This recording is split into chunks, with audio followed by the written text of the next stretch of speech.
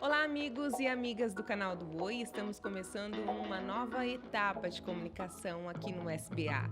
Esse é o nosso primeiro podcast, um momento para você conhecer histórias de sucesso de pessoas que fazem diferença na agricultura, na pecuária e no setor agro em geral. Vamos começar essa nova jornada de conhecimento? Então, seja muito bem-vindo. Para começar, estamos recebendo aqui o Hamilton e o Rodrigo, que são da Fazenda Jatobá, né? Hamilton, seja muito bem-vindo. Um pouco da sua apresentação aí para o pessoal que está nos assistindo. Obrigado pelo convite. Sou Hamilton, sou gerente de pecuária do Grupo Guarujá. Eu encabeço hoje o setor de pecuária leiteira, um pouco de cavalo também. Mas hoje eu acho que o assunto principal aqui vai ser o que a gente está fazendo na pecuária leiteira, que é uma atividade que a gente acredita muito no estado. Tem alguns preconceitos aí que, se der tudo certo, a gente vai conseguir quebrar. Com certeza. E Rodrigo, se apresente para o pessoal. Bom dia a todos, meu nome é Rodrigo, sou médico veterinário do Grupo Guarujá. Estou no grupo aí há 11 anos e recentemente estou trabalhando com o Hamilton à frente do projeto de leite, responsável por toda a questão clínica, sanitária e genética dos animais. Bom, gente, é muito interessante a história deles, porque, inclusive, no ano passado, a gente visitou a fazenda, tem até algumas imagens aí que vai mostrar que eles associaram e instalaram robôs. Isso mesmo, robôs para ajudar na pecuária leiteira. Você vê aí algumas imagens. Inclusive, a matéria que a gente fez lá na fazenda, né, Hamilton, ganhou terceiro lugar, né, de melhor reportagem no Prêmio Sebrae do ano passado. Como que foi para vocês quando vocês viram, né, até que a matéria chegou nesse nível, né, de reconhecimento, né, porque a gente foi lá realmente para mostrar que funcionava, né, como que era o projeto de vocês, principalmente na pecuária leiteira, que a gente sabe que enfrenta sempre, né, vários desafios. Não, foi muito bom e a gente acabou roubando um pouco da felicidade de vocês também, porque isso mostra que é um assunto interessante, né? O agro, às vezes, fica um pouquinho ali de lado, um pouquinho esquecido, mas a gente vê aqui uma reportagem que mostra que dá para fazer alguma coisa diferente, chama atenção, né? Uhum. Rodrigo, ao seu ver, né, você que com certeza aí tem uma trajetória diferente, né? Como que você enxerga a importância da troca de conhecimento, né? Que a gente vê que muita coisa mudou, né, do passado para agora. Hoje, eu acho que todo produtor que tem sucesso, ele faz questão de mostrar como é feito, né? Com certeza. Quando nós iniciamos o projeto de leite, era ordenha convencional, a gente nem pensava naquela época, tinha-se muito poucos projetos com robô no Brasil, acredito que nem sei se tinha, né, para te falar bem a verdade. E quando veio a ideia do projeto de leite, a gente andou bastante para poder... Do projeto, perdão, de robô, a gente andou bastante para poder trocar ideias e conseguir estruturar o nosso projeto, que, embora seja único no Brasil, a gente buscou um pouquinho de cada experiência com outros produtores, até fora do país, para poder realizar o nosso. Então, essa troca de conhecimento, como você mesmo disse, é essencial, assim. Tanto que a nossa fazenda hoje, nós recebemos visitas do Brasil inteiro para conhecer e para trocar experiências mesmo. E é sempre válido para a gente também ter conhecimento que os outros estão fazendo, né? Tudo é válido. Hamilton, sobre essa questão, né? Vocês montaram um projeto, conheceram outras fazendas que já adotavam, né, esse sistema. E como que vocês fazem quando chega para o dono mesmo? Olha, precisa investir tanto, precisa... Até essa parte eu acabei me envolvendo bastante, porque assim, eu tenho uma história com o grupo que vem de antes de eu trabalhar como gerente. Eu era quem fazia os projetos de financiamento do grupo. Então, eu já conhecia a intenção do grupo de investir em tecnologia, a gente já fazia algum trabalho junto. Depois, em 2021, eles me chamaram para vir para dentro do grupo. Então, era um pouco mais fácil, porque a gente já estava bem acostumado a colocar números na mesa. Quando veio essa ideia, ela não é... A ideia de colocar uma ordenha robotizada, ela não é uma coisa que você faça simplesmente porque é bonito. A gente tinha um desafio que era o seguinte: o Rancho Montana, que é a primeira unidade, estava indo muito bem. A gente tinha conseguido provar que o leite é um bom negócio em si, né? Não só para vender genético, alguma coisa assim, mas é um bom negócio. E a gente queria ampliar. Só que na ampliação, ela não poderia ser feita no rancho, porque ele tem um tamanho limitado. Já tinha a decisão de fazer numa segunda unidade. Foi o momento que eu entrei, já tinha essa ideia, o Rodrigo e o Luiz Venturi, que é o nosso diretor, já tinham a ideia de que iam ampliar. A ideia da robotizada, ela veio mais como ferramenta mesmo. A gente tem uma dificuldade de mão de obra. A mão de obra, não vou dizer que seja difícil formar a mão de obra, porque é uma obrigação nossa, a gente tem que fazer, mas ela é cara no Brasil. Porque o salário que você acerta com o funcionário não é nem o que ele vai receber, que ele vai acabar recebendo menos do que o salário bruto dele, e também não é o que a gente vai pagar, porque a gente vai pagar muito mais do que aquele valor que foi acertado. Então, pesa muito no leite. O leite tem a tríade, né, que é alimentação em primeiro lugar, mão de obra em segundo, e medicamento toma quase 80% do custo do leite. E a mão de obra é muito importante. A alimentação, a gente não tem como mexer muito. Já mexe um pouco, né, por usar a vaca girolando, é um animal que tem um custo de alimentação menor, mas a mão de obra é muito pesada. Então, a gente tinha essa dificuldade. Beleza, vamos colocar uma segunda unidade, mas aí é uma outra equipe, como é que vai gerenciar, como é que vai fazer? Aí veio a ideia da robotizada, só que tinha esse desafio que o Rodrigo falou, ninguém fazia. Quem estava fazendo a ordenha robotizada no Brasil, como ainda é o grosso dos projetos, é em gado confinado.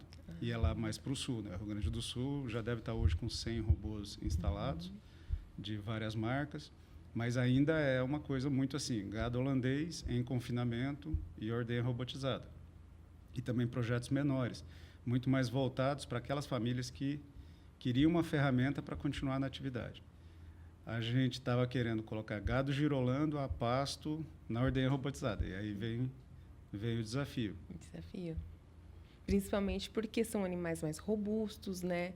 Também a questão da adoção da tecnologia foi algum desafio, principalmente pela questão de quem trabalha com leite. A gente sabe, né, tem um histórico aí que muitas famílias que continuam trabalhando na pecuária leiteira, tem muitos profissionais que são antigos, que talvez não tenham acesso ou até mesmo tempo, né, para se dedicar a conhecer essas ferramentas novas. Isso foi desafiador para vocês? Foi, porque a partir do momento que a gente assumiu esse projeto, a gente sabia que ia ser basicamente nós mesmos, né? Então, é igual o Rodrigo falou, a gente vai atrás de quem está fazendo, não exatamente que está fazendo a mesma coisa que a gente, mas fomos atrás de escolher o robô. Então, como é que a gente faz? Vai visitar quem está com uma marca A, com a marca B, com o fabricante, para decidir qual marca que vai fazer.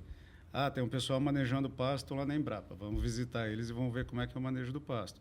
O conhecimento que a gente tinha e que estava muito seguro é o trabalho que o Rodrigo vem fazendo desde o começo, que daí vem muito antes do projeto. O projeto inaugurou em 24, mas muito antes disso, o Rodrigo já vinha fazendo um trabalho que hoje é o principal, que é o gado muito manso.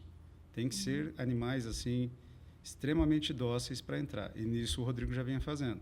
Então a gente já tinha o que todo mundo acha que era o mais desafiador, e é um ponto nevrálgico do projeto, que é a mansidão do gado, e isso a gente já tinha.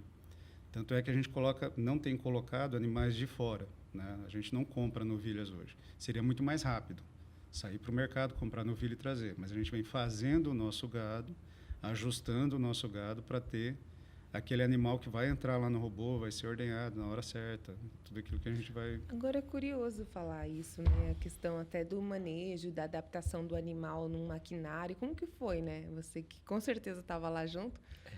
Então, assim, quando a gente foi adaptar os animais ao robô, inicialmente eu fiz uma pré-seleção dos animais. Então, o primeiro ponto que eu avaliei foi a questão clínica.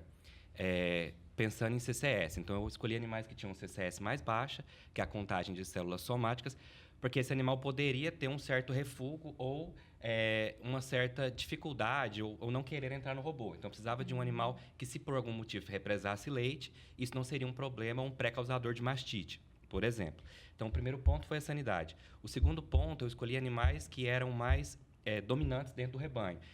Por quê? Porque esses animais se adaptariam primeiro e quando a gente fosse trazendo os outros animais subsequentes, elas mesmas, esses animais que foram as primeiras a entrar no sistema, ensinariam as contemporâneas delas a passar, para facilitar para a gente, como se fosse um sistema de madrinha ou sinuelo no gado de corte, que o pessoal usa bastante.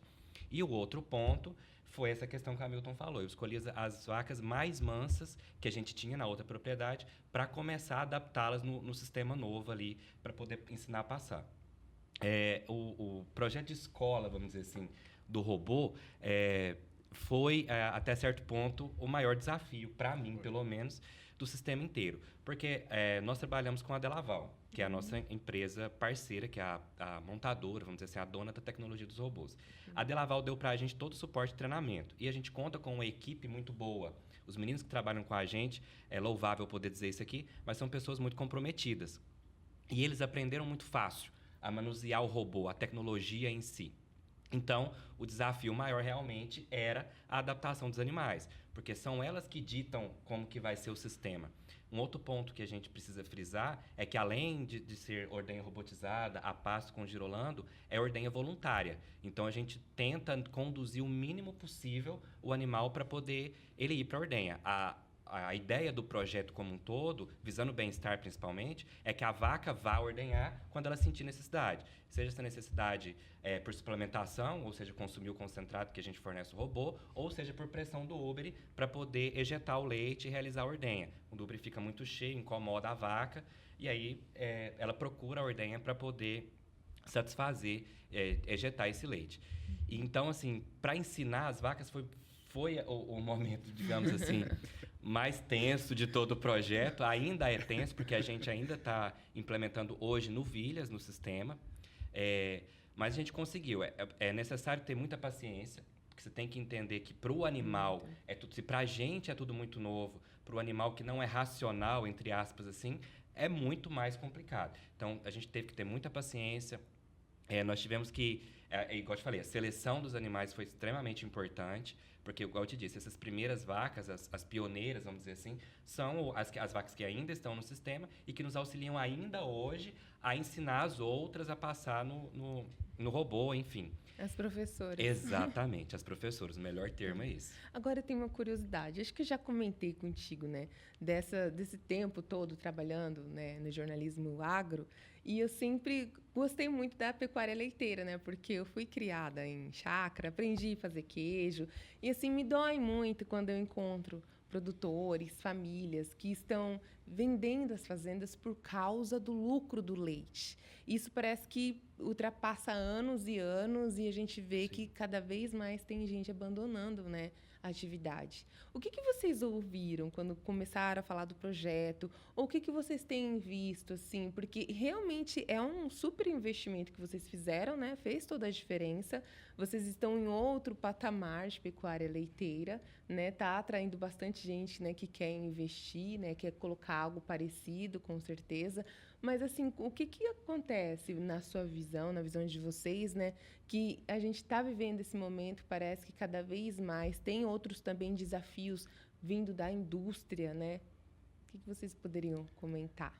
Eu tenho quase certeza que ainda tem muita gente que não é que chamava a gente de louco, ainda chama a gente de louco. Eu ia né? falar.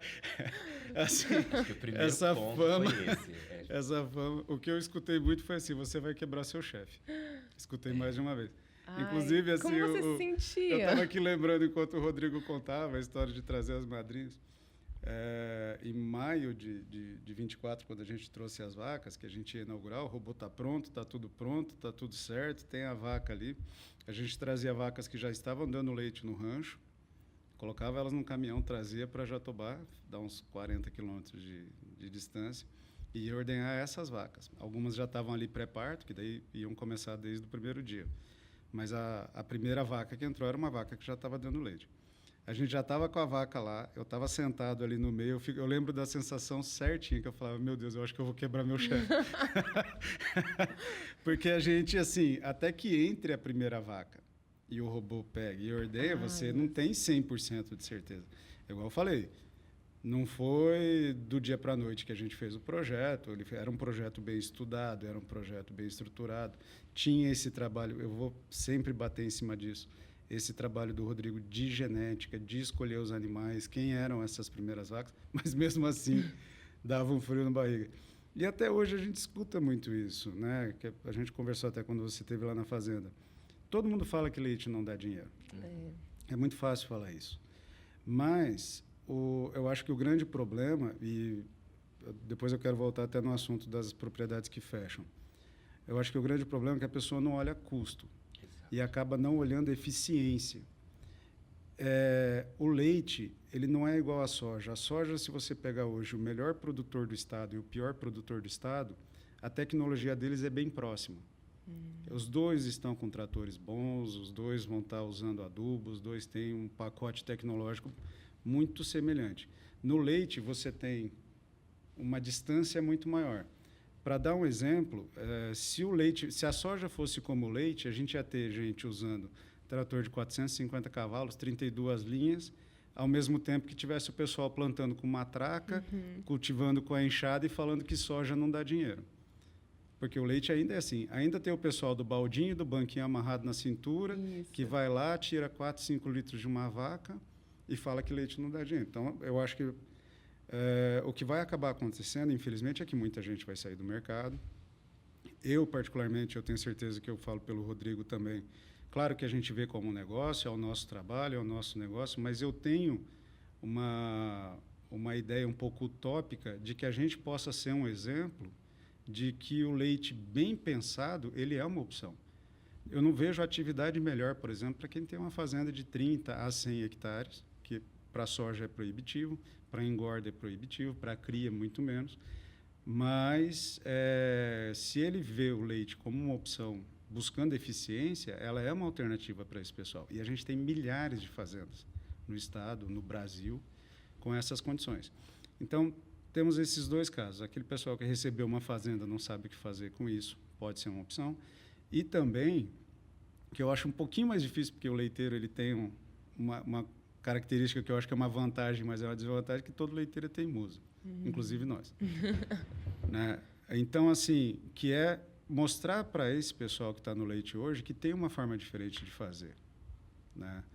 Eu acredito muito nisso, que a gente vai servir como exemplo futuramente, tanto é que, igual o Rodrigo falou, da mesma forma que a gente foi muito bem recebido pelos colegas que estavam fazendo alguma coisa, a gente faz questão de receber muito bem. Ontem a gente estava até ao mesmo tempo com 2 visitas lá, o Rodrigo recebendo um pessoal, né, que o pai tem fazenda em Santa Catarina, eu com outro produtor daqui do estado que está pensando em entrar no leite, a gente recebe, faz questão de sentar, abrir mesmo. Eu sempre falo assim, se eu falar que eu tenho tempo de receber, eu vou receber. Às vezes eu falo assim, olha, esse dia não dá, é corrido, mas a partir do momento que a gente consegue receber as pessoas, a gente abre mesmo, e abre número, conversa. Sim. Porque eu acho assim, se a gente puder contribuir para tirar esse preconceito e para fazer a pecuária leiteira do estado crescer, aí eu zerei a vida, aí eu vou aposentar. E eu acho que um outro ponto nessa questão da desistência dos produtores de leite, que é bom frisar, você mesmo já disse isso há pouco, é a questão da mão de obra. Porque além da questão financeira, econômica, que o Hamilton falou, o pessoal não faz fluxo de caixa, não faz orçamento, o básico do administrativo, infelizmente, por uma questão até cultural do brasileiro, os produtores de leite acabam que não fazem, e é um gargalo que acaba enforcando muito rápido, na verdade, assim, na produção de leite. O outro ponto, talvez, eu acho que iguala-se a esse, é a questão da mão de obra. Porque, igual o Milton disse, a gente não tem uma mão de obra qualificada. Se for pensar no nosso estado em si como produtor de leite, mais difícil ainda do que em estados como Minas Gerais, Goiás, Paraná, que são estados que, historicamente, a produção de leite está ali dentro faz parte do PIB do agro. No nosso estado não é assim. Então, a gente não tem um histórico de tiradores de leite, vamos dizer assim, de pessoas que estão acostumadas com a rotina do leite. E é uma rotina, se você for pensar nesse sistema antigo, vamos dizer assim, mas não tão antigo assim, como o Hamilton falou, exaustiva, é uma rotina pesada, porque a vaca de leite, ela não tem feriado santo, ela não tem final de semana, todos os dias você precisa ordenhá-la. Escala, né? Exatamente. Então, assim, o projeto do robô até veio para a gente, na verdade, quando nós começamos a desenhá-lo, principalmente para diminuir ou mimetizar ao máximo essa questão do problema com a mão de obra. Hoje a gente tem uma mão de obra diminuída, então são menos pessoas ligadas ao projeto em si, que trabalham com a gente em si, Entretanto, é uma mão de obra um pouco mais qualificada, mais tecnificada, porque, querendo ou não, você lida com tecnologia. Mas são pessoas que trabalham das 7 da manhã às 5 da tarde. Então, assim, não tem aquela necessidade de ter que se madrugar 3, 4 horas da manhã para poder começar uma ordenha que vai findar aí às 10 da manhã e 1 hora da tarde novamente começar de novo, que essa foi a nossa realidade aí durante muitos anos, até a gente poder migrar para esse projeto. Então, eu acredito que além da questão financeira, econômica, que realmente é muito importante, tem esse outro ponto que é a mão de obra. E agora a gente vai falar sobre mão de obra. Com certeza, né? Você está curioso aí para ouvir os nossos convidados de hoje, o Hamilton e o Rodrigo da Fazenda Jatobá, que já mostraram para a gente qual que é o segredo de sucesso da pecuária leiteira lá na fazenda. Mas vamos falar de mão de obra, continuando, né? O que você vê como o maior problema na mão de obra para a pecuária leiteira hoje, considerando o nosso cenário atual? Eu acho que o maior problema da pecuária leiteira nessa relação com a mão de obra que é o seguinte: o mundo, no geral, ficou mais confortável, né? Hoje você não anda a pé para ir para a escola, você não anda a pé para ir para o trabalho, você não muda o canal de televisão tendo que levantar, indo lá e mudar. E então vira um contrassenso você querer que a vida inteira seja mais confortável na casa das pessoas ou no trabalho das pessoas, e que a pecuária leiteira o cara ainda tem que amarrar um banquinho na cintura, pegar o balde e ir lá às 4 horas da manhã, entendeu? Então, assim, é muito difícil. Aí você acaba tendo uma situação que vai ser o quê? Quem tira leite hoje? Normalmente são pessoas de mais idade, que não tiveram esse conforto na infância, que não tiveram essa linha de crescimento dentro de um conforto maior e que tem um comprometimento. Então, ele vai lá e ele trabalha. Tem alguns estudos que mostram, por exemplo, que a liderança de fazendas de leite familiares, a geração que está liderando está ao redor aí dos seus 65 anos, que é a idade que normalmente a pessoa já está pensando muito mais em aposentadoria. Esse cara tem um filho de 40 anos, né, que já deve ter outro trabalho, que não está mais naquilo. E ele tem um filho de 15, 17 anos. Então, assim, essas gerações que estão vindo, quando aquele mais velho aposentar, sair da atividade, quem que vai assumir essa atividade? E é aí que a fazenda acaba quebrando, eles param, né? Por quê? Porque esse filho já teve uma vida mais confortável. Esse chefe de família lutou duro, bateu duro, justamente para dar uma vida mais confortável para os filhos. Então, eu vejo muito natural, quando a gente pegava, por exemplo, funcionários que eram mais novos, você aposta no cara, às vezes o cara está na necessidade, pega o emprego, ele nos primeiros meses ele vai super bem. Mas você vê que ele não tem o mesmo nível de disciplina, de comprometimento, não é com a gente, não é que é uma pessoa indisciplinada, mas ele não tem aquele ritmo de trabalhar numa atividade mais pesada. Então, vamos lá, gente. Hoje em dia, ninguém mais... a gente não desparafusa mais as coisas, porque uma parafusadeira custa R$100, né? A gente não quer mais ficar... Então, qualquer mecânico, qualquer construtor está indo atrás do conforto. A busca pelo conforto é natural do ser humano. Então, a atividade leiteira tem esse desafio de tornar também a atividade mais fácil. Quando a gente sai do manual lá, do tirar leite na mão, para uma ordenha mecanizada, você já está dando um grande avanço. Mas ainda assim é pesado, né? Tanto eu quanto o Rodrigo, quando a gente estava na primeira unidade, uma vez ou outra aconteceu da gente ter que ir lá para dentro do fosso, porque a gente tem que saber. Até bom, eu gosto, porque você aprende a atividade, você projeta melhor, mas foi nos dias que eu tive que ficar no fosso é que eu comecei a pensar cada vez mais que eu tinha que melhorar aquele ambiente de trabalho. Então, uma ordenha mecanizada já ajuda muito. Que seja uma balde ao pé, que é o sisteminha mais simples que tem, aí você vai para uma extração automática, você vai para uma sala muito bem desenhada, você já vai melhorando, mas ainda assim é pesado. Então, a robotizada, ela traz esse grande salto. Aí sim é um salto muito grande. Você sair de uma ordenha manual para robotizada. E uma coisa que eu queria a gente pontuar aqui, que é assim, conforme a gente vai desenvolvendo essa ideia, esse projeto, você vai ver que o robô, ele não é tão o centro da coisa. O robô, ele é uma ferramenta.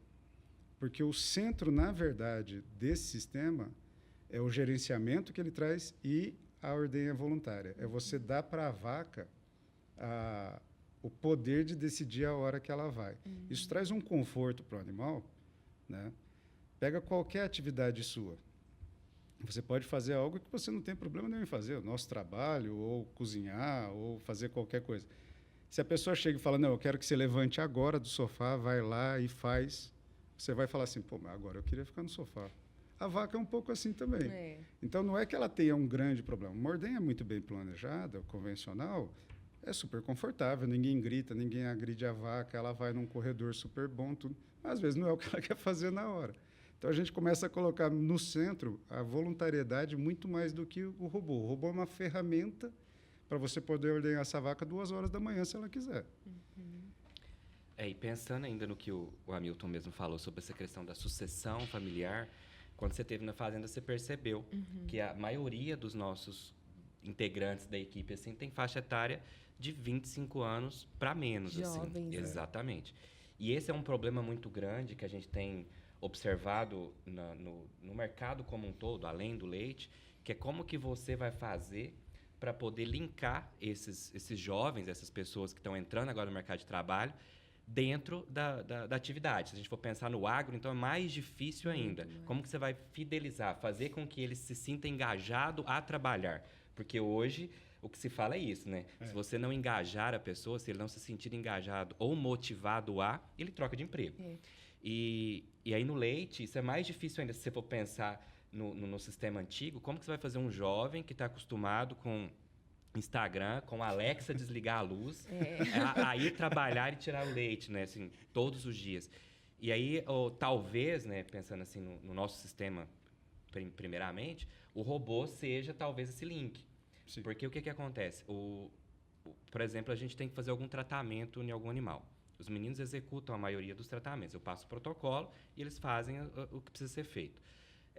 A gente cadastra esse tratamento no sistema. O sistema manda para os robôs uma ordem que, por exemplo, tal animal, assim que esse animal entrar para ordenhar, ele vai mandar um alerta no celular de todo mundo que está cadastrado ali dentro da fazenda, dos meninos principalmente. Eles vão receber esse alerta no celular e eles têm um tempo pré-determinado para poder ir até o robô e fazer o que precisa ser feito.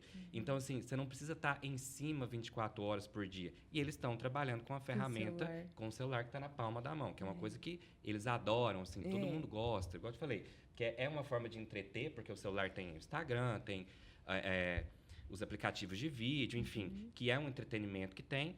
E além da questão da comunicação. Então, além da gente trabalhar também o tempo inteiro em grupos de aplicativo de mensagem. Então, assim, a gente passa ali demandas de trabalho, eles mandam as reclamações deles, às vezes a gente não consegue estar fisicamente na fazenda, talvez com a frequência que deveria, porque a gente tem diferentes frentes de trabalho.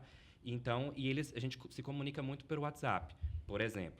Então, assim, a tecnologia veio como aliado, além dessa questão de facilitar, de ferramenta, como a Hamilton falou, principalmente como uma ferramenta, mas talvez de trazer esse grupo de pessoas mais jovens, vamos dizer assim, de trabalhadores mais jovens para dentro do mercado do agro. A gente vê muito isso na agricultura, via até então os tratores, né? As automotrizes, então assim... Cada vez melhor. Exatamente, com um sistema de GPS, de fácil manuseio, precisava apenas de um certo treinamento técnico. E aí chegou, então, essa tecnologia, a nossa vez agora, do pecuarista, produtor de leite, desfrutar disso. Então, talvez seja uma forma de trazer esse pessoal mais jovem para dentro da fazenda novamente. Falando ainda dessa questão dos jovens, eu lembro que a gente conversou, né, até com um funcionário de vocês, e ele realmente fez questão de mostrar que tudo estava no celular. Exato. Né? E assim, ele acompanhava certinho tudo.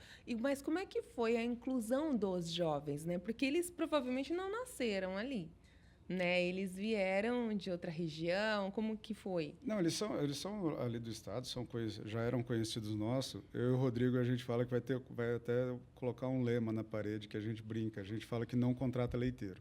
Apesar de trabalhar, mesmo na outra leiteria, a gente não contrata leiteiro. Ah, entendi. Que é uma brincadeira, mas com fundo de verdade, que é o seguinte.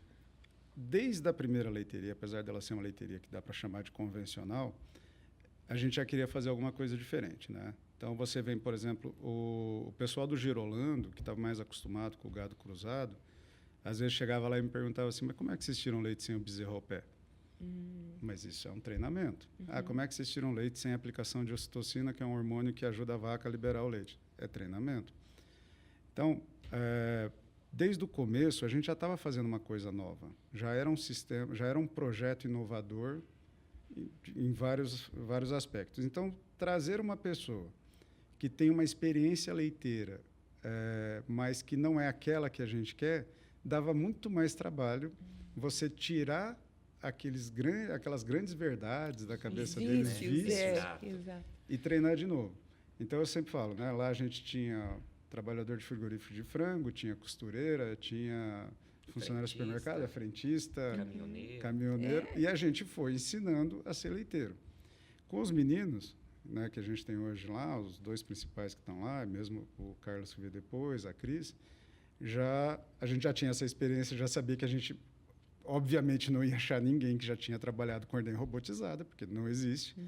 Então, um era jardineiro, o outro era nosso cavalariço, já tinha trabalhado com a gente como cavalariço, a gente trouxe eles de volta, porque a gente já conhecia um pouco a cabeça deles. Eles são curiosos, eles gostam de aprender. Né? Nunca tivemos problema. Curiosidade. Eram pessoas que, na área deles, lá na jardinagem da sede, eu passava uma orientação, ele ia lá e fazia.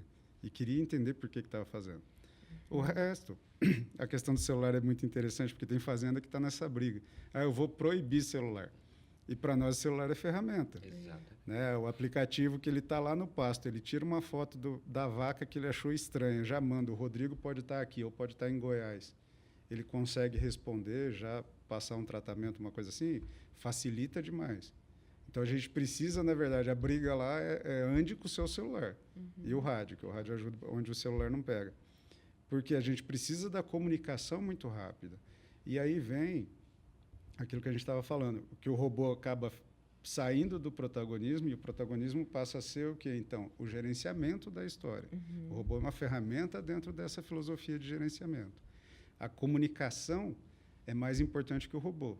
Só que o robô é um excelente gerador de comunicação. Ele avisa, né, o que está acontecendo com a vaca, se a vaca entrou, se não entrou, se veio ordenhar, se não veio. Se vai dar mastite. Se vai dar mastite, se ela não veio no horário que era para vir.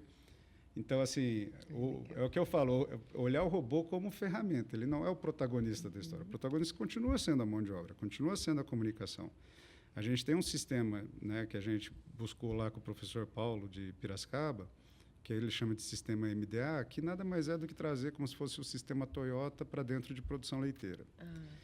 Isso também foi uma revolução para a gente. Isso também a gente fala que está implantando, mas se você voltar lá daqui a 10 anos,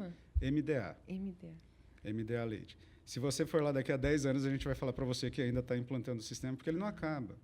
Né? Começa com cartaz na parede, começa com os POP, que são os procedimentos padrão, começa com você pedir para eles anotarem a produção dos últimos 3 dias na mão, apesar de eu ter isso no celular.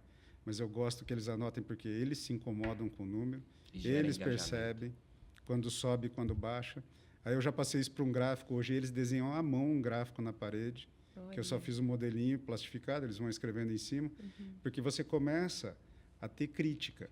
Não é só assim, tirou 6 litros, tá bom, tirou 20 litros, tá bom. Não. Por que baixou? Por que subiu? E tudo isso você vai amarrando de um jeito que é o que eu falo. O robô é uma belíssima ferramenta, mas ele é a ferramenta. Aí volta um pouco no assunto de como as outras fazendas podem lidar com o desafio de ser produtor de leite. A gente chama o pessoal lá, não que ele tenha que sair amanhã e comprar um robô e fazer um projeto igual ao nosso, mas se ele sair de lá com a ideia de que alguma coisa dessas do gerenciamento, uma forma de trabalhar a mão de obra, uma forma de trabalhar a comunicação, vai ajudar ele, eu já fico satisfeito. Né? Alguma coisinha ele vai pegar. Até te questionar isso. Pela sua vivência, pelo que vocês escutam falar, assim, do mais simples que seja a produção leiteira lá do produtor, né? Onde é que ele comete erros? Né? É nessa questão de enxergar o óbvio, que talvez seja, né, uma melhor preparação da mão de obra? Onde é que vocês acreditam que pode ser o maior erro? Eu acho que é não enxergar a produção de leite como um negócio, como a fazenda dele como uma empresa. Eu acho que esse é o principal fator, assim, que ele enxerga aquilo ali como se fosse uma subsistência, em muitos casos. E tem que enxergar como um negócio. Então, se é um negócio, você tem um custo que você tem que cobrir para você ter lucro, e você tem caminhos que você tem que fazer para chegar até isso. E é um pouco dolorido e cansativo fazer isso para quem não tem experiência, ou vamos dizer assim, quem não tem a cultura de fazer. Mas eu acho que o principal ponto é esse, é não enxergar a fazenda, por menor que ela seja, como um negócio, como uma atividade mesmo assim, econômica, e que gera lucro, tem que gerar lucro, na verdade, para se pagar. Acho que esse é o principal. Traduzindo isso que o Rodrigo está falando, o que é transformar uma fazenda em negócio? É bem simples. É você anotar número. É você ter Exato. número na mão. Medir, Pode né? ser um papel E de medir. pão com uma Exato. caneta e medir. Porque a gente tem um estado com uma tradição muito forte em agropecuária e uma tradição muito forte em pecuária de corte. Aonde está o leite nessa história? Eu vou ter 20 vaquinhas, 10 vaquinhas. Aí, antigamente, hoje já, né, já passamos dessa fase, mas antigamente a vaquinha de leite era o salário do peão. O peão ele tinha que acordar mais cedo do que o horário que ele ia cuidar das vacas para tirar leite, para fazer um queijo para vender na cidade, e essa era uma renda ou um complemento de renda dele. Eu Então, sei bem como isso. você vem lá de trás tratando a pecuária leiteira como uma atividade secundária. É como criar galinha ou ter uma horta. A pessoa quer ter, tem. Tem umas vacas aí, se você ordenhar, o leite é seu. Isso já traz uma pecha de atividade secundária. Aí essa pessoa consegue sair da fazenda, pega um assentamento, por exemplo, vai para um assentamento e fala, vou ser leiteiro. Aí ele vai ver o tamanho da bomba, porque também lá na fazenda ele tinha o sal das vacas, que era dado. O medicamento das vacas de corte ele usava no...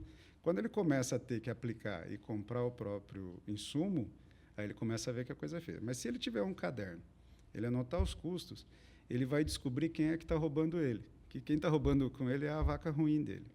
Então, o cara trata de 10 vacas, sendo que a melhor dele ele tira 12 litros, a pior ele tira 4 litros. Mas ele gosta da vaca e ele vai lá. Essa vaca de 4 litros come praticamente a mesma coisa que a outra. Ela toma o mesmo tanto de medicamento que a outra, se não for mais, né? Porque às vezes ainda né? Aí ele começa a falar assim, a primeira coisa que eu falaria para ele é, por que você tem 10 vacas? Por que você não tira as suas 2 piores vacas, vende no açougue e compra isso em ração e dá para a tua vaca melhor? Né? E isso é só gerencial. Isso não tem... Você não precisa de um dinheiro para isso, você precisa de orientação.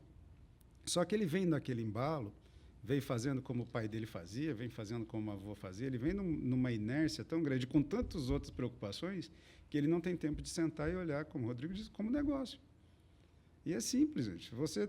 Né? Se uma indústria compra 10 máquinas de costura, uma consegue fazer 100 calças por dia, a outra consegue fazer 40, ele não fica com a máquina que faz 40. Mas na vaca a gente faz isso. Ela tem 40% da produção da outra, mas continua ganhando o mesmo tratamento. E essa vaca, ela no açougue, ela vale.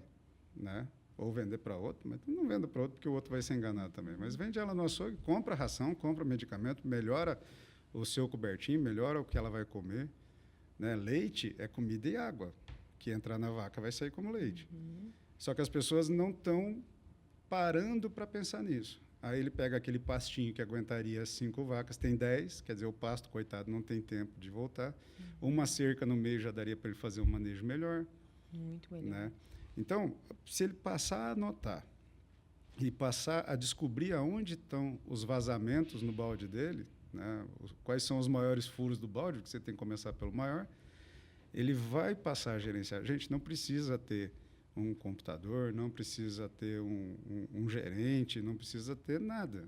Isso é parar um pouco, anotar os números, saber como é que são a produção de cada animal, saber o que está dando resultado ou não. Porque como é que ele vai saber? Aí passa um vendedor, chega para ele e fala, não, se você comprar o meu mineral, a tua vaca vai dar mais leite. Esse vendedor não tem obrigação nenhuma com o cara, ele não tem responsabilidade. Né? Agora, se você está anotando, você pode até fazer o teste, você coloca, melhorou, não melhorou, para de usar. Tem que conhecer, né, o seu próprio ambiente, a sua própria atividade. Só que não é fácil. Porque às vezes você está naquele ritmo tão automático, você só acorda cedo, tira leite, e aí você fala assim, mas se eu tirar essa vaca, eu vou perder 4 litros de leite. Não, na verdade, você está parando de ter um custo gigantesco e vai poder investir na outra vaca, que às vezes vai sair dos 12 litros dela para 14 litros. E a vaquinha que estava com 8 vai para 9, e assim você compensa muito rapidamente aquela vaca de 4 litros que você tirou. Sério. Eu posso fazer uma ilustração que eu Claro. acho que soma muito com os dois assuntos, na verdade, que a gente está tratando aqui agora. Porque o grupo do qual a gente trabalha, do qual a gente pertence, ele tem culturalmente uma instituição assim de treinamento constante. Tanto nós dois, ou a nossa parte técnica, está sempre se reciclando. E isso é uma coisa que a gente sempre passou para os nossos colaboradores. Então, desde a outra propriedade, aquela questão que o Hamilton falou da gente não contratar pessoas com vícios, entre aspas, de execução de tarefas. Então, eu tinha um trabalho talvez até dobrado em cima disso, porque eu tinha o tempo inteiro estar treinando. Era quilômetro, então descia para o fosso, acompanhava a ordenha durante semanas, às vezes até ter segurança, passar segurança para o colaborador poder fazer a execução dos passos sozinhos. Mas é um treinamento constante ainda hoje, mesmo com os meninos do sistema do robô. Então, assim, todos os dias a gente tenta passar alguma coisa nova ou alguma coisa, reforçar alguma coisa que eles já saibam da forma como é feita, para poder deixar isso o mais orgânico possível.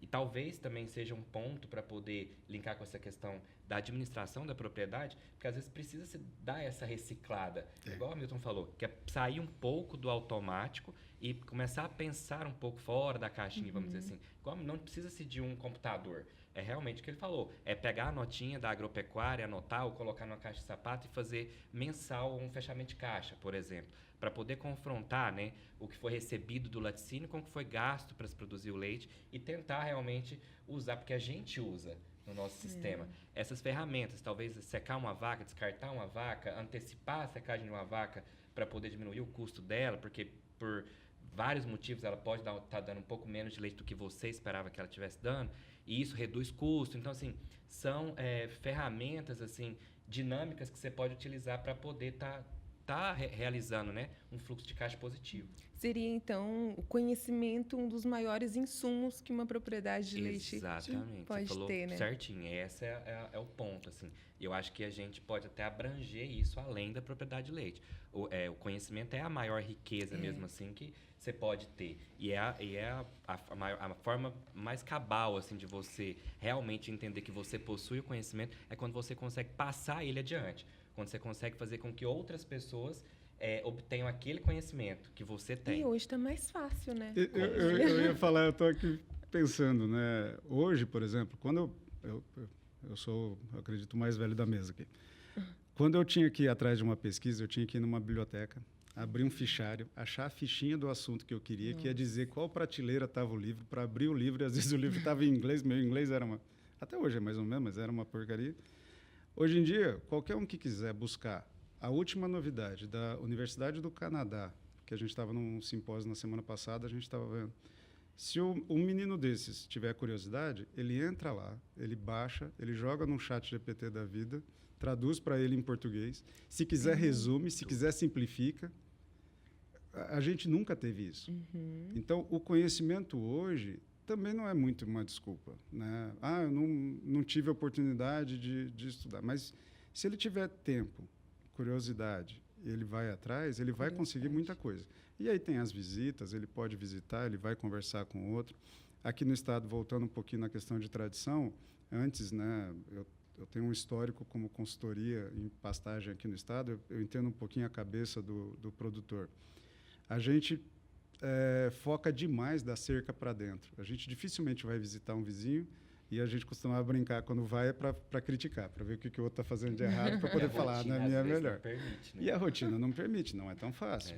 Mas hoje ele consegue, a internet facilitou demais, né? Então, se ele se organizar, colocar uma ferramenta que vai liberar um fim de semana para ele dar uma escapada, vai visitar, mas vai com a cabeça aberta, vai querendo entender, ele vai pegar alguma coisa.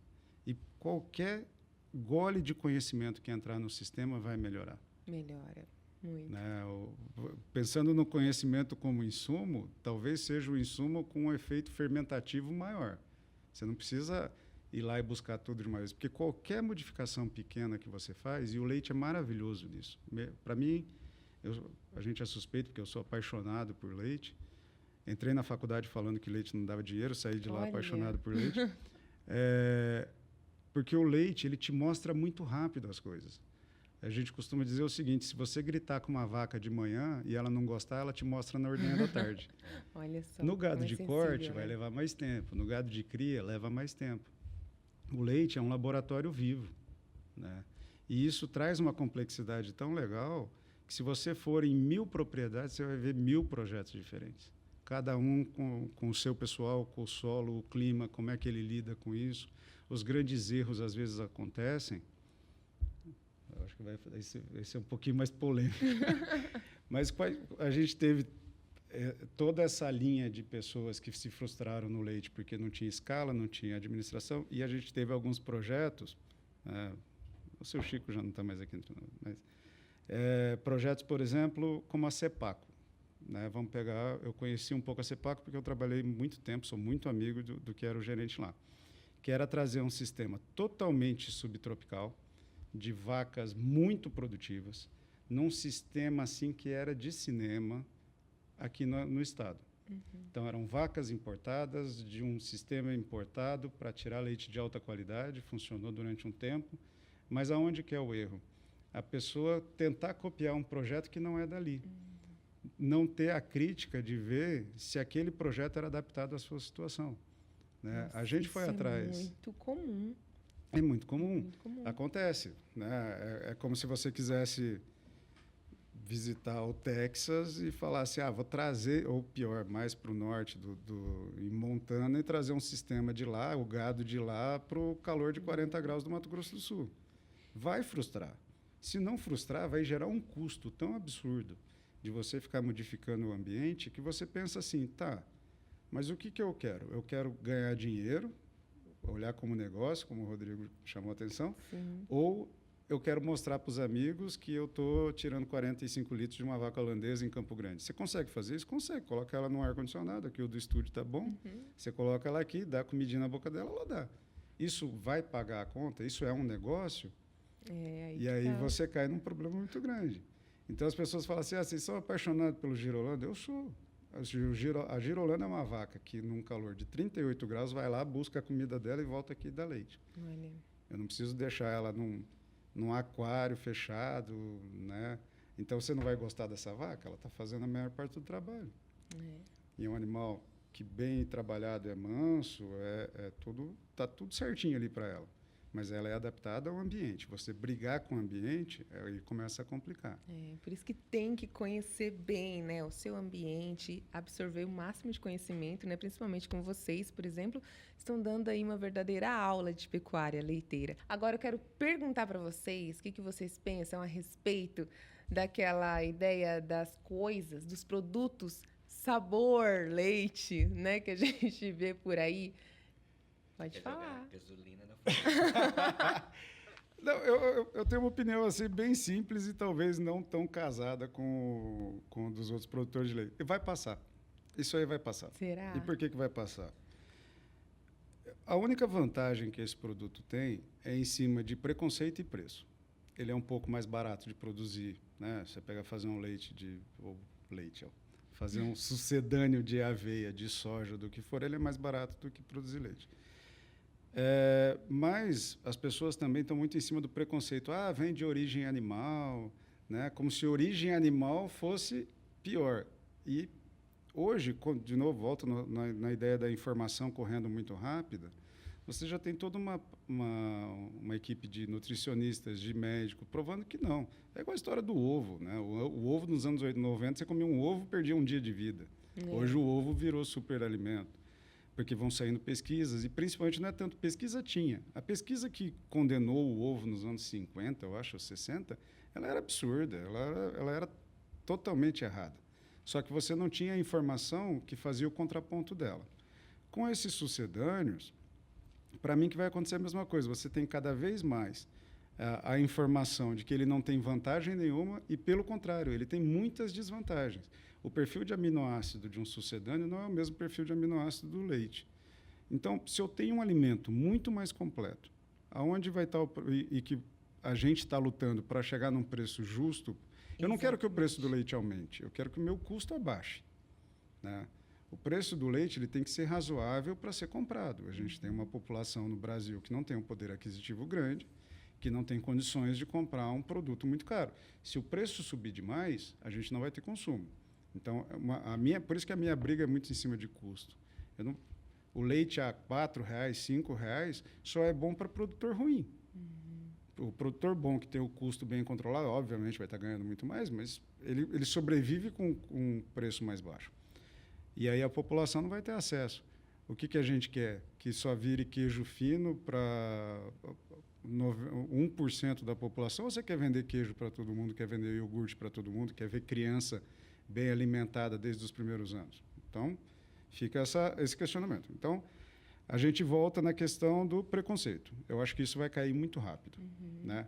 Não tem gosto de nada, né? Tem gosto de água com batata, e não te traz vantagem nutricional nenhuma. Aí você tem o problema do preço. Eu acho que isso, sim, é a lição de casa para os produtores, para conseguir cada vez mais colocar leite a preços interessantes no mercado, a indústria com os produtores, produzir mais. Quanto mais a gente produzir mais, vai baixar o preço, vai manter o preço razoável.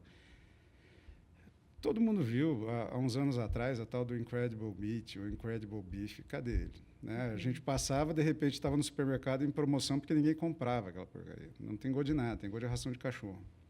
Então, eu não me preocupo. Eu sei que tem vários produtores de leite nessa briga, mas a minha preocupação com isso é zero.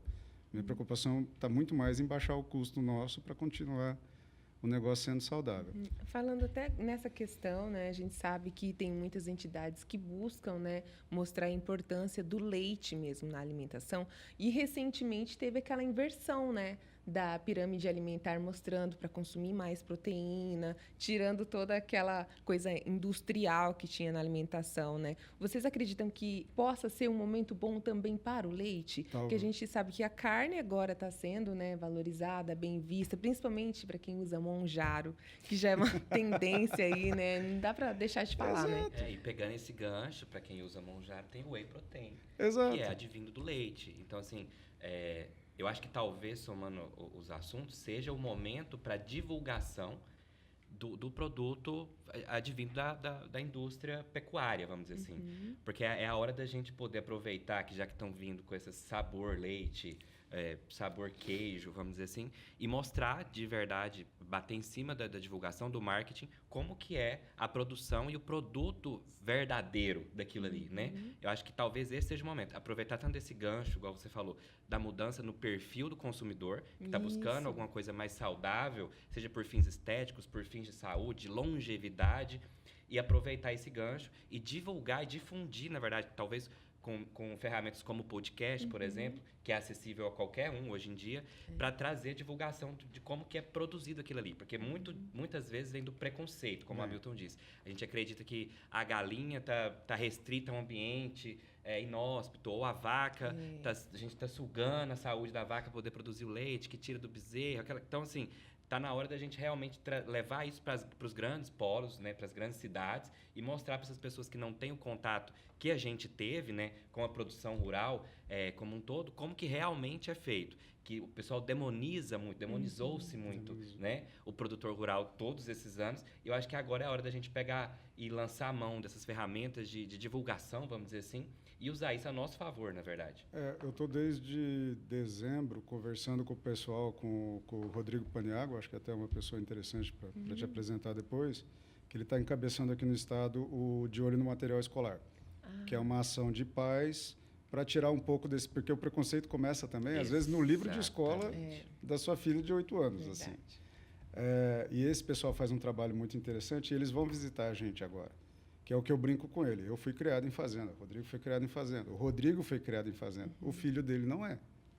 Né? Então, a gente brinca assim, vamos trazer a gurizada para cá para ver que, não, a vaca não está presa numa sala escura, trancada, e a gente está judiando dela. Que é engraçado, a pessoa fala, maus tratos animais.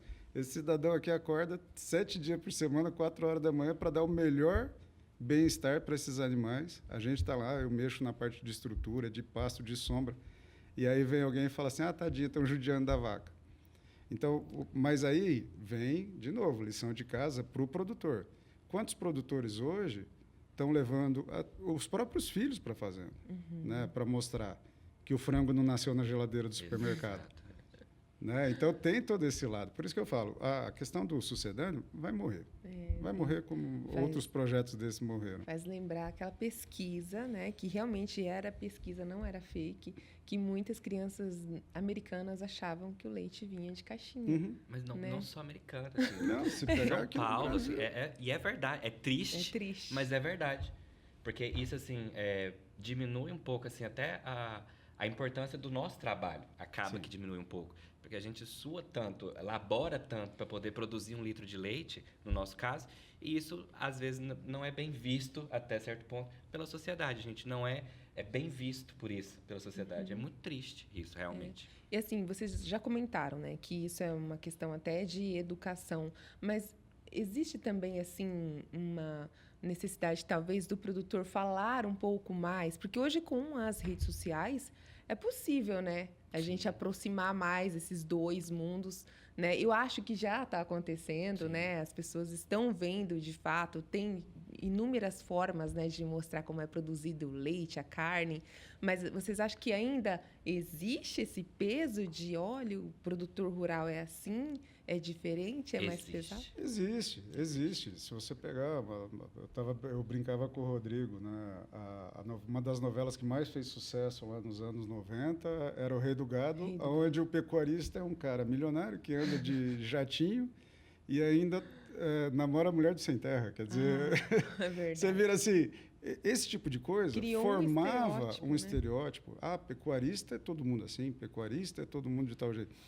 Só que hoje, qual que é a nossa grande vantagem? De novo, a informação corre. Exato. Ao mesmo tempo que antes você só tinha um canal de TV ou 4 canais de TV e aquilo era a fonte de informação da família, 4 canais de TV e 2 jornais e uma revista no domingo, hoje em dia o seu filho pode estar vendo um monte de bobagem no Instagram, mas ele pode estar acompanhando um produtor de vaca no sertão do Ceará.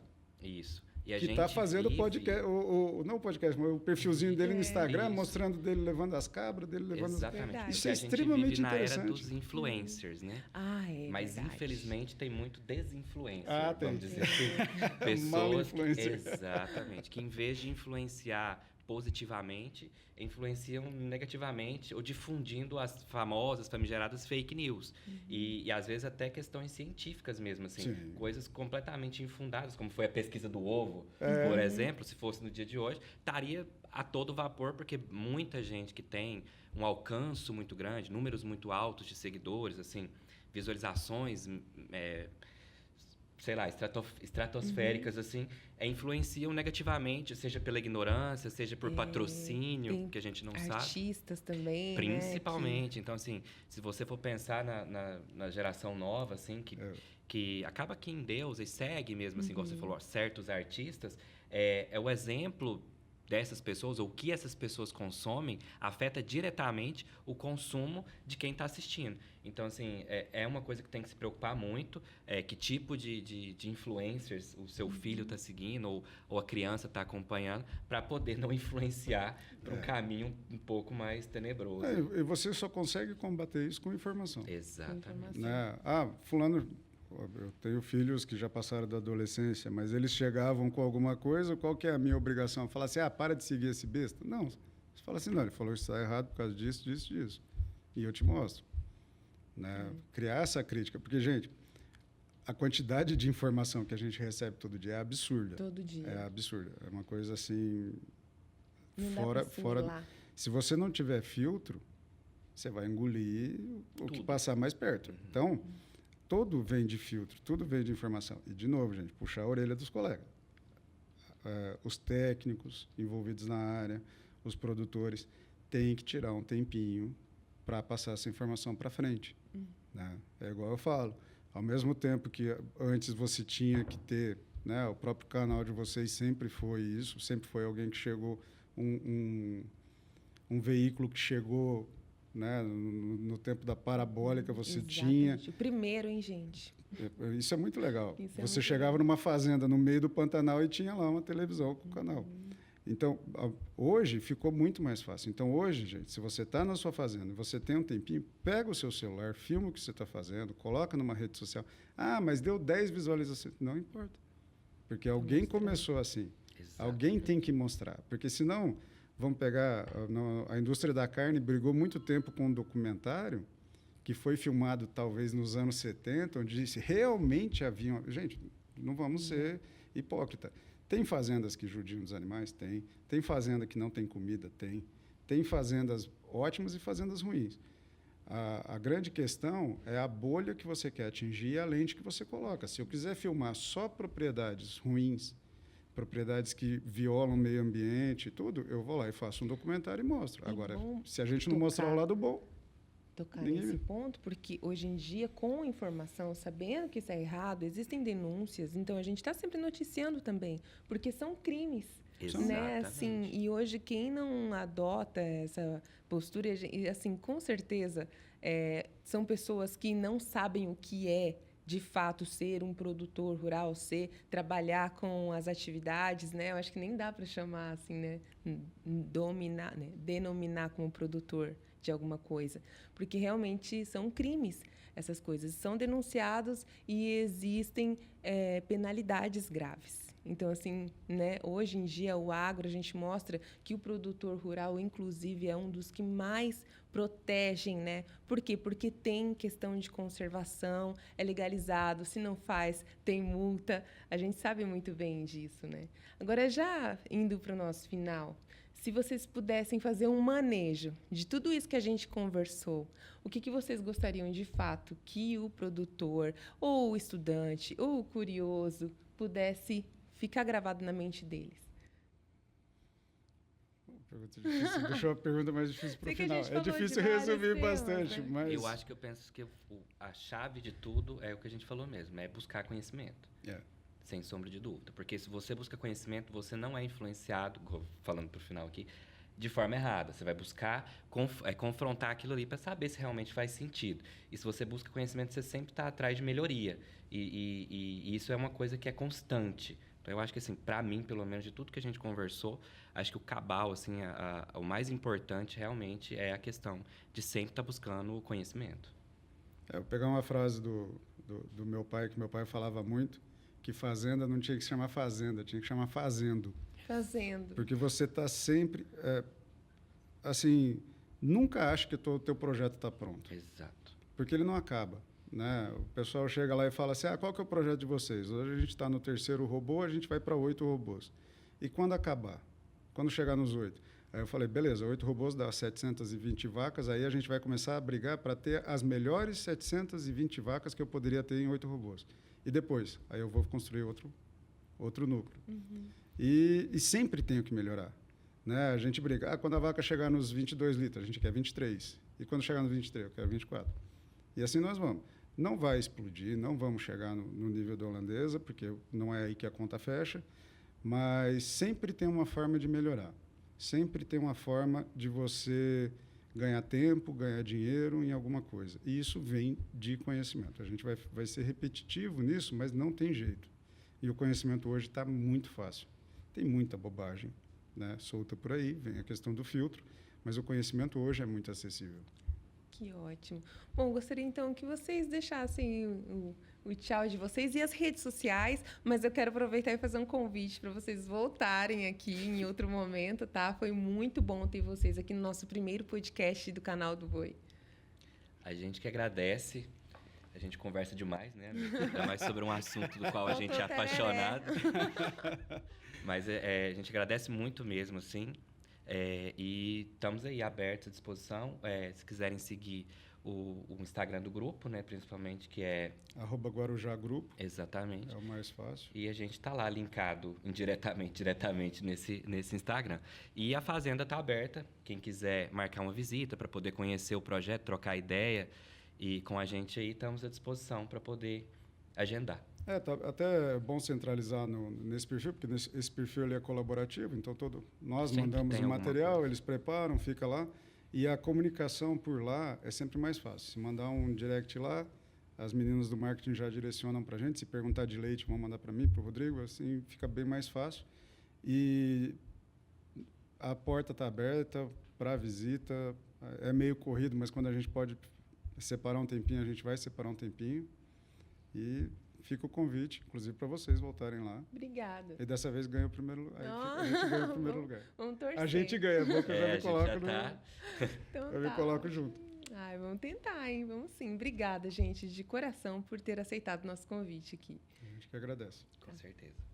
Então, a gente está chegando aí para o finalzinho do nosso primeiro podcast do canal do Boi. Conversei com o Hamilton Luiz de Nadai e o Rodrigo Borges, né, Rodrigo? Isso. Obrigada, gente, de coração por terem vindo, né? E você pode comentar, compartilhar esse podcast com quem você achar que é necessário ter mais conhecimento, porque o conhecimento transforma. E se transforma, transforma a sua vida e a sua realidade. Muito obrigada pela sua companhia e encontro você na nossa programação. Até lá, tchau, tchau.